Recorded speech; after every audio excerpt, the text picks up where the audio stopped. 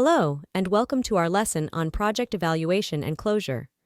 In this segment, we will continue discussing project evaluation framework, characteristics, types, and methodologies. Evaluation, together with continuous monitoring of project progress, is an important tool for result-based management.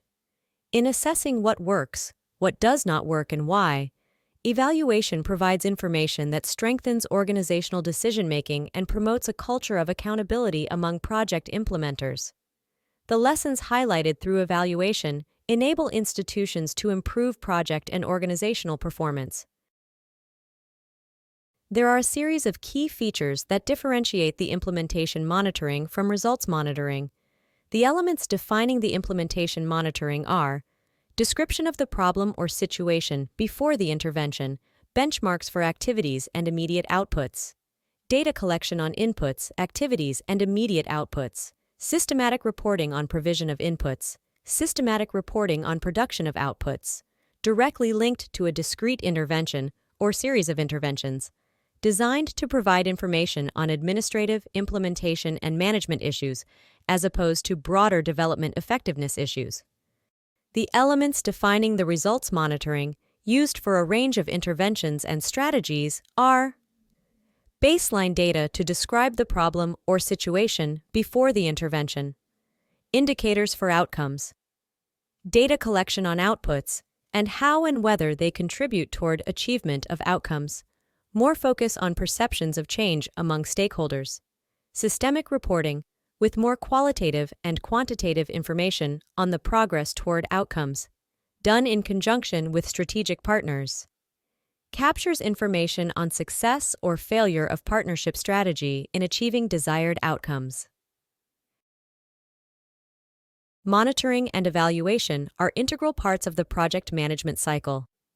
On the one hand, monitoring and evaluation are effective tools for enriching the quality of interventions through their role in decision-making and learning.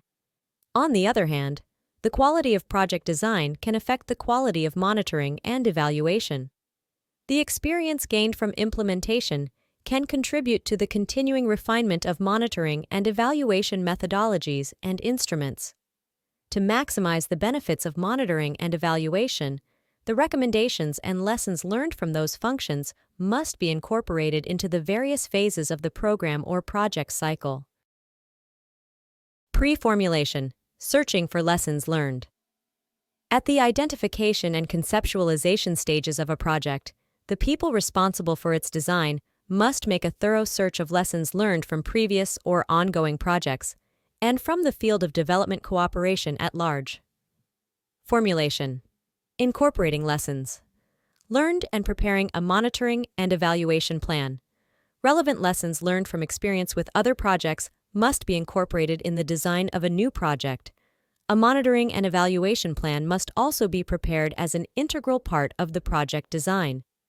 Those responsible for program or project design must construct baseline data describing the problems to be addressed, clarify program or project objectives, set specific program or project targets in accordance with the objectives, establish consensus among stakeholders on the specific indicators to be used for monitoring and valuation purposes, define the types and sources of data needed and the methods of data collection and analysis required based on the indicators, reach agreement on how the information generated will be used, specify the format, frequency, and distribution of reports, establish the monitoring and evaluation schedule, assign responsibilities for monitoring and evaluation, provide an adequate budget for monitoring and evaluation.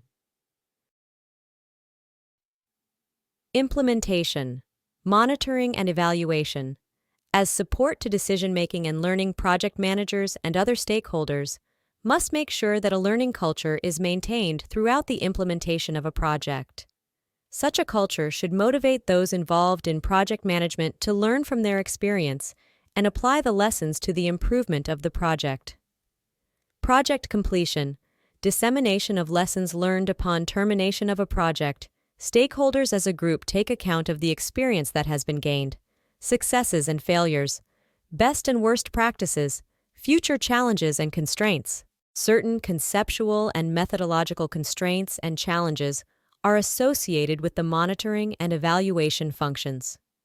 Effective monitoring and evaluation can be achieved only through a careful, pragmatic approach to addressing these limitations.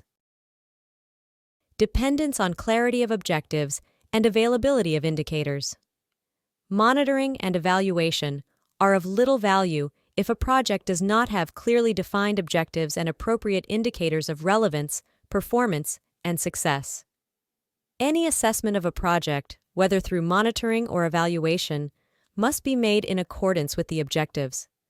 A lack of clarity in stating the objectives and the absence of clear key indicators limit the ability of monitoring and evaluation to provide critical assessments for decision-making, accountability, and learning purposes. Time constraints and the quality of monitoring and evaluation. Accurate, adequate information is generated within a limited time frame. This is not a very difficult task in the case of monitoring actions, since project managers are able to obtain or verify information as necessary. The challenge is greater for evaluation conducted by external consultants. It is required that project managers have the flexibility to establish realistic timetables for monitoring and evaluation depending on the nature of the evaluations. Objectivity and independence of evaluators and their findings. No evaluator can be entirely objective in his assessment. Even external evaluators could have their own biases or preconceptions. The composition of the evaluation team is important in ensuring a balance in views. It is also crucial that evaluators make a distinction between facts and opinions. Learning or control. Monitoring and evaluation have been perceived as forms of control, mainly because their objectives were not clearly articulated and understood. Thus, the learning aspect of monitoring and evaluation needs to be stressed along with the role that these functions play in decision-making and accountability. Feedback from monitoring and evaluation. Monitoring and evaluation can provide a wealth of knowledge derived from experience with development cooperation. It is critical that the relevant lessons are made available to the appropriate parties at the proper time. As without good feedback, monitoring and evaluation cannot serve their purposes. Responsibilities and capacities. The implementing agency bears the responsibility for fulfilling diverse monitoring and evaluation demands imposed by donors. Especially in the framework of national execution, the aim is to establish a singular monitoring and evaluation system, thereby eliminating redundancy and lessening the workload for all involved parties. In cases where the implementing agency faces limitations in fully executing monitoring and evaluation responsibilities, the funding institution should provide support. This is the end of this segment of our lesson. In the next segment, we will discuss project termination. This course is presented to you by South Europe College. Thank you for listening and see you on our next segment.